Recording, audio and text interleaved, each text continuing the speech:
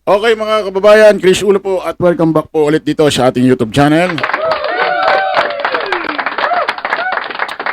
Okay po mga kababayan, pag-usapan ho natin itong isang lungsod ho rito sa Metro Manila. Diyan ho sa Quezon City, District 5. Na kung saan ay may mga tumatakbo din syempre na congressman, congresswoman sa paparating hong halalan ngayong hong Mayo 2025. Na kung saan mga kababayan, meron hong dumaan sa aking balita kanina. Na kung saan medyo familiar ito Oo, nagulat lang ako. Kilala niyo ho ba yung babaeng ito, yung tinatawag ang pangalan Rose Nonolin? Na kung saan ang alam ko, nag-guest ito sa naimbitahan ito sa Congress pa, sa Senate. Nung mga panahon na pinag-uusapan ho yung Parmali. Yung tinatawag hong One Big Happy Parmali. Oh, di ba? Oh, alam niyo na kung sino mga involved diyan, di ba? Oh, nagulat ako mga kababayan. Abay, tumatakbo bilang kongresista diyan ho sa District 5 ng Quezon City. Naku po, naloko na.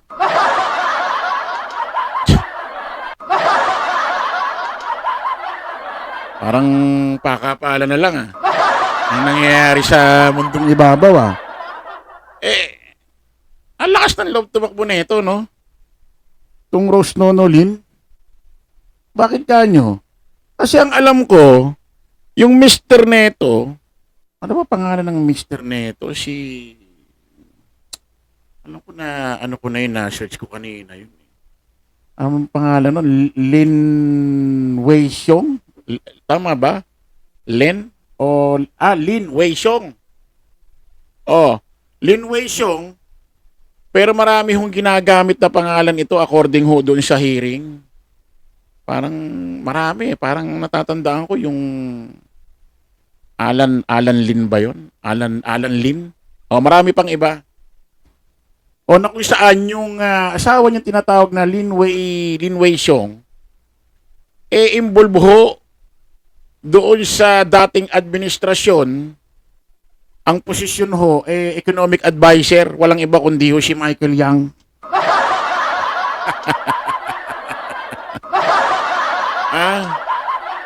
Sino naman yung Michael Yang? Si Michael Yang naman, bukod sa involved din sa Parmali, involved din ho sa drugs. Dahil ho, ano bang taon yun? 2022 ba? O, yung bodega niya, may mga na hulihan, may mga nakitang nakatambak ho doon ng mga droga. Sabi, yung bodega daw na yun, pagmamayari ni Michael Yang. O, yun ho yung kasosyo si Michael Yang ho, ito ho yung amo o boss o kasosyo ho nitong asawa ho ni Rose Nonolin na si Lin Weixiong, na maraming ginagamit na pangalan na isa na ho yung Alan Lin. Involved ho sa droga. Yung asawa ho nito ni Rose Nonolin, involved din ho sa Parmali. Yung asawa niya, iba't ibang gawaing, mga iba't ibang illegalities pang mga ginagawa. Tapos tong asawa ngayon, tatakbo ng kongresista dyan ho sa District 5 ng Quezon City. Putik, tanga na lang ang boboto dyan. Putik, ang bumoto dyan, baka malasin ng 20 taon. Pakinggan nyo itong balita, Ako nagulat, Samantala, tatakbong muling kongresista para sa Quezon City 5th District si Rose Nonolin. Kontrobersyal si Lin. Tumakbo na siya dati. Tumakbo na. Walang kadala-dala, ano? Try and try, ganon. Kung nung una tumakbo siya, natalo, hindi pa ganoon na babanggit or na na i-scandal yung kanyang mister na si Alan Lin daw, pero ang totoong pangalan ay Lin Wei Xiong. O, nung mga panahon ng unang takbo niya, hindi pa na bubulgar siguro yung mga ginagawa ng asawa niya. Mas lalo na ngayon, talagang lalong matatalo yan. Wala nang boboto lalo dyan. Baka may bumoto man dyan, makakamag-anak na lang nila. Oo, dako. Tanga na lang ang boboto dyan. Tuloy natin. Dahil sinisilip ng Kamara ngayon ang kaugnayan ng mga negosyo nito at ng kanyang asawa sa illegal na Philippine Offshore Gaming Operators o POGOs, illegal na droga at umano'y criminal network. Dati rin itong nasangkot Putik. Involved pa sa Pogo. Naku po, naloko na. Mga Pilipino, hate na hate ngayon ng Pogo. Yung ibig sabihin, asawa niya, involved na sa parmali, involved na sa Pogo, involved pa sa droga at iba't ibang krimen. Jesus Mario. Tapos tatakbo pa itong babae, itong asawa niya, itong Rose Nonolin. Naloko na. Ano nangyari sa mundong ibabaw? Diba? Kasi, kapag tatakbo ka, kandidato ka, tatayo ka sa mga entablado, sasalita ka ng magagandang salita. Siyempre, mga pangako mo dyan, magagandang bagay. Kaya susugpuin ng mga ganyan, ganito, ganyan, aayusin ng ganito, ganyan. Paano ka paniniwalaan ng tao kung yung asawa mo involved sa Pogo, parmali, involved sa droga? Ano ba yun? Diba? Tuloy natin. sangkot sa multi-billion peso Farmally deal na inimbestigahan sa Senado noong 2021. Yun sa Senado pala. Putik. Involved sa droga, involved sa Pogo, involved sa parmali. Nilahat na. Tuloy natin. Nang tanungin ng media kaugnay ng show cause order na inilabas ng Kamara para dumalo ito sa isinasagawang pagdinig, matipid ang naging sagot nito. The wife of Alan na sangkot po doon sa mga illegal POGOs, ma'am. Your comment. What can you say about the allegations po na yung mga companies nyo related po sa illegal drugs and other illegal activities po? Are you going to attend the one committee? Or you will send a lawyer lang po? No comment. Puro na comment Para palang si Pusit ito.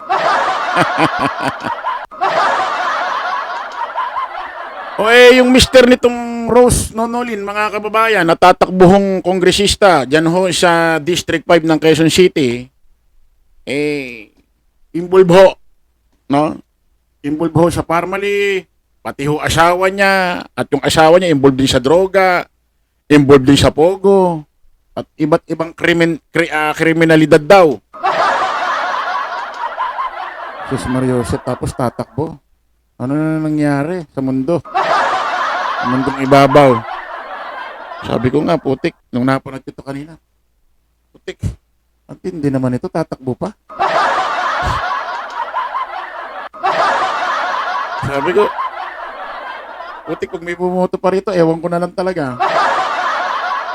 Tanga na lang boboto rito.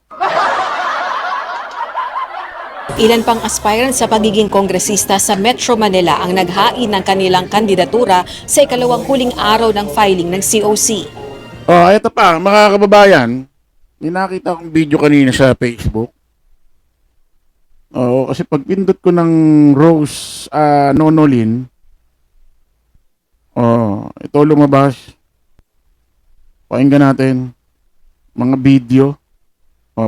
Pakinggan natin Matapos ang ilang araw na Teka lang. Ulitin natin. sa'yo, walang may gustong pumartido sa'yo. Walang may gustong tumakbo ka. Bakit? Walang gustong pumartido pala dyan sa Rose Nonolin. Walang gustong pumartido, wala rin gustong tumakbo. Baka siguro kaya walang gustong pumartido, baka madamay. Kasi nga, kung saan nai-involve yung pamilya pati yung asawa Di ba? Corporate Treasurer ng Farmally Biological Company na si Rose Nonolin. Rose Nonolin. Rose Nonolin, kaharap sa panibagong kaso ng vote buying. Si Rose Nonolin. Namili ng boto. Putik. May kasong vote buying ito. Eh, masama pakinggan pagka involved ka sa vote buying para bang pinipilit mo yung tao, no, na iboto ka. Parang isinisiksik mo yung sarili mo. Para bang pinipeki mo yung pagboto sa'yo. Hindi. Pag ganyan, parang niloloko mo yung sarili mo, di ba? Di ba? Kasi maganda yung tatakbo ka, iboboto ka talaga ng mamamayang Pilipinong kusa. Di ba? Na wala kang ibinibigay. Ibig sabihin, ang pagboto nila mula sa kanilang utak at puso. Di ba? Pero kung tatakbo ka, tapos mag-vote buying ka, ay para kang tanga niya pag ganyan. Di ba? Kasi parang niloloko mo yung sarili mo pag gano'n, di ba? Oh, ibig sabihin, oh, ito pera, para iboto nyo ako, ha? Para...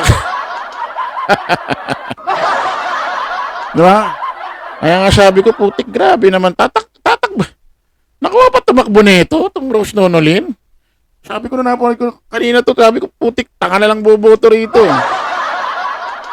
Bangga po sa vote buying natin. Patong-patong na reklamong vote buying ang inihain sa COMELEC ng grupo ng maralitang mga taga Novaliches laban kay Quezon City Congressional Candidate Rose Nonolin. Illegal na pogo. Sangkot po doon sa mga illegal pogos kahapon. Yung comment. Anong business nyo ngayon? Wala na yung Pogo. Nandiyan pa rin po, Mr. Chairman, yung Pogo. Ano?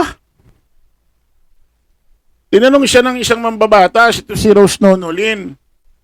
O ano na negosyo nyo ngayon? Ano na business nyo ngayon? Wala nang pogo. Ang sagot ni Rose Nonolin, meron pa rin pong pogo dyan. Tama! Totoo may pogo nga, bakit ka mo? Totoo nga may pogo. Eto oh. Meron hong kakahuli lang eh. O, at least umamin siya, may negosyo pa raw silang pogo. Oo, yan eh, oh. Oh. Ayan, oh. Niraid ng CIDG. CIDG. Oh. CIDG ni-raid ang isang hinihinalang Pogo Hub sa Makati. 86 dayuhan inaresto. Ay, tama nga. Tama nga. Ay, tinanong siya naman babatas eh. O, paano yan? Wala nang Pogo. Ano na ang negosyo nyo? Meron pa pong Pogo. Ay, baka ito na yung tinutukoy niya. Minahuli pa. Meron nga eh. Oh. Di ba? Kasi may mga, hindi pa nawawala pogo, may mga nagtatago-tago pa eh. Kung saan-saan na lang umuupang mga building dyan sa Makati, pero ultimo mismo yung admin ng building, hindi nila alam na pogo pala yung tenant nila. Yung mga nangungupahan doon sa mga floor-floor nila, hindi nila alam na pogo pala. Nagugulat na lang yung mga admin ng building, bigla na lang may umaakit na mga otoridad, tulad itong CIDG. Oh, sila mismo nagugulat. Kala siguro nila kung... Malamang kasi pagka umupa sila ng mga floor sa iba't ibang building dyan sa Makati, hindi nila sinasabing related sa Pogo, iba sinasabi nila. Baka kung ano-anong call center lang mga pinagbababanggit. So, kaya kayo, yung mga may building dyan sa Makati, maging mapaymatsyag kayo. Yung uupa sa inyo, especially, hindi ko naman nilalat ng Chinese, pero dapat maging mapagmatsyag kayo. Kasi baka kung nagtatago-tago lang dyan sa mga floor ninyo, tapos magugulat kayo, bigla na lang may umaakit na mga otoridad. Oh. So, kayo, District 5, Quezon City, gusto nyo maging tanga? Okay, kung gusto nyo maging tanga, boto nyo na to. Grabe, kung saan involved. Involved sa paramali, tapos yung asawa niya paramali involved sa pogo, involved sa droga at iba't ibang makakaliwang gawain. Tapos tatakbo pa tong babae. Matindi, ano? Okay, maraming salamat po mga kababayan. Kita-kita ulit tayo sa panibagong live, panibagong vlog. Paalam po pasamantala ang inyong lingkod, host Chris Ulo. Lagi natin tatandaan doon, follow the majority, follow the right way. Maraming salamat. Kita-kits po tayo ulit. Bye-bye po.